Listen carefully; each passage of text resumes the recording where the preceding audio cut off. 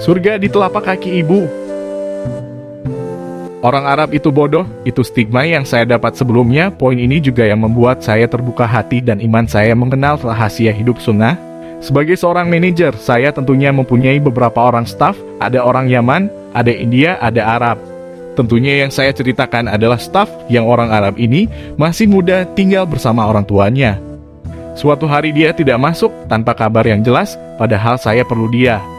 Kemudian saya telepon dia untuk menanyakan kenapa dia tidak masuk hari ini.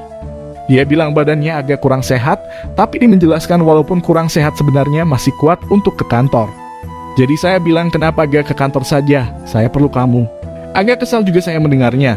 Dengan sangat sopan tapi yakin dia menjawab tidak diizinkan oleh ibunya. Wow, makin kesel saya, agak sedikit mengancam saya memaksa dia untuk masuk. Dan ini jawaban anak Arab itu yang membuat saya terpana. Malis mudir, maaf bos. Saya lebih baik dipecat sama Anda daripada saya melawan keinginan ibu saya. Beliau memaksa saya untuk istirahat dan tidak berangkat. Buat apa kerja kalau tidak didoakan ibu saya? Serasa ditampar muka saya. Umi is everything. Umi is the boss. Hanya orang yang beriman tinggi yang meyakini sunnah dan hukum Allah yang berani bicara seperti ini. Dia masih jauh lebih muda dari saya. Allahu Akbar. Saya jadi ingat sama ibu saya. Kalau kita di Indonesia, permintaan ibu seperti itu tidak akan kita anggap. Malah kita akan memarahi ibu kita, atau protes atau menentangnya. Kalau ibu larang, saya pasti dipecat dong bu, atau semacamnya. Masya Allah. Anak muda Arab ini sangat yakin bahwa ibunya lah, doa ibunya lah yang akan bisa menyelamatkan dia, bukan si bos di kantor. Kadang dari sudut pandang orang sekuler, menuruti keinginan ibu yang gak jelas itu adalah suatu kebodohan.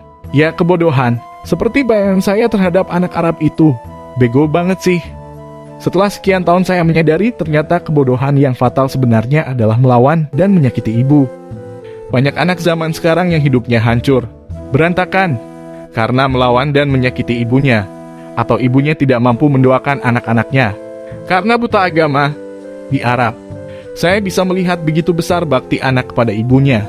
Pada saat umroh, saya pernah melihat seorang laki-laki yang mendorong ibunya dengan kursi roda melawan arus jalan orang yang ramai. Laki-laki itu dimarahi oleh orang-orang yang lewat, tapi dia tetap tidak peduli.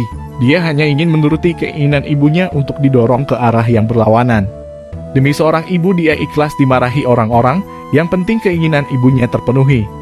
Masya Allah.